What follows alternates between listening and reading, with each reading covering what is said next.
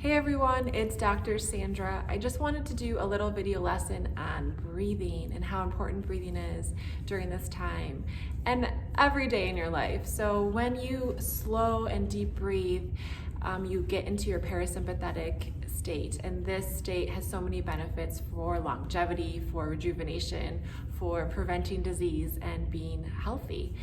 And you really emphasize or get into your parasympathetic state on the exhalation. So focusing on lengthening the exhalation can be very therapeutic.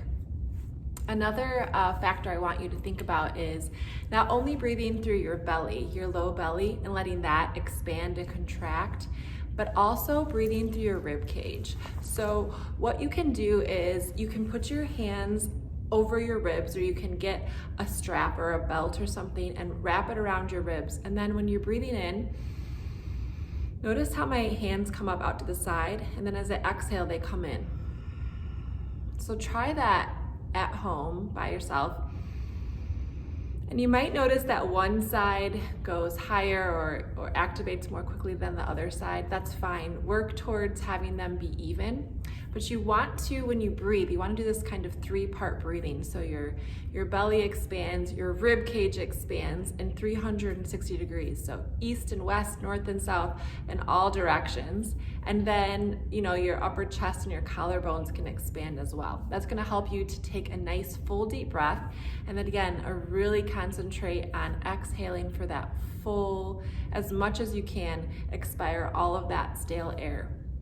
If you can practice just breathing like this for a couple minutes, once, twice, 3 times a day, that's going to really help to open up your chest, open up your whole body, bringing in oxygen, allowing that oxygen to get into the blood cells. So 3 exercises that can be really helpful for opening up your chest and helping you to breathe more deeply. The first one, you're going to lay down on the floor. So let me get this set up, and you can bolster your head and your neck and your shoulders. So you would get a yoga block or a half dome or a bolster, and then you're just gonna bring your arms out to the side and then back down. So let me grab those props so you can see. So you're gonna put this right underneath your shoulders, and then you can put the block underneath your head. You can do it different levels.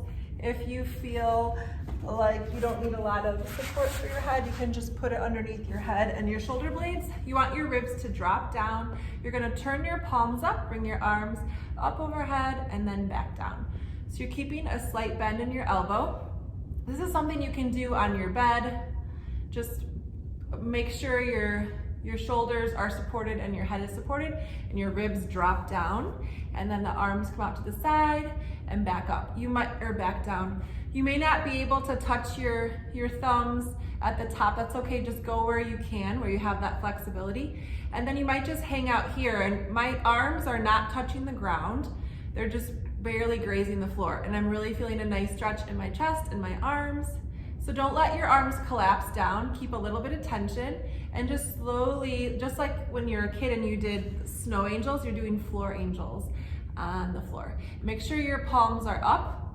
You're dropping those pinkies back towards the floor. Good. And then the next one is you're just going to interlace your fingers, press your palms away, and then you're going to drop those arms back overhead and come on up. So what will happen is your hands will start to turn like this. You really want to push your fingers out to stretch your hands as well. Keep your ribs down and slowly bring the arms overhead. Now you might not be able to go very far, that's okay. Just come back up, go where you're comfortable. Keep those shoulders away from the ears. Don't let them come up towards your ears.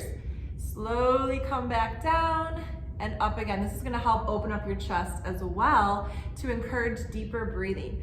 So give these 2 exercises a try. The last one is gonna be hanging from like a door if you are tall enough to reach overhead and keep your feet on the ground, or reaching from a side doorknob and kind of pulling away. That's gonna help open up the chest area too. So I will link those videos as well. Again, if you have any questions, please don't hesitate to reach out. Thanks for watching. Okay, so this is what I was talking about. If you have you know, someplace that you can reach up above your door here, but still keep your feet on the ground. You can reach up and just kind of let your heels drop and hang. So you're stretching your armpits, your shoulders, you're really opening up the chest. It's a really good one to help you breathe more deeply. It's gonna help any type of kyphosis that you might have or humpback. That's really good for that. If you don't feel comfortable reaching up overhead, then you can grab a door handle like this. So I'm just gonna hold on to that. You wanna make sure that it's shut and it's secure, and then you're just gonna lean away from the door handle, and your body is nice and symmetrical and straight. Your shoulders are down, away from your ears. You can turn your head away, and you're just opening up that arm and that shoulder. You can really feel a nice big pull here.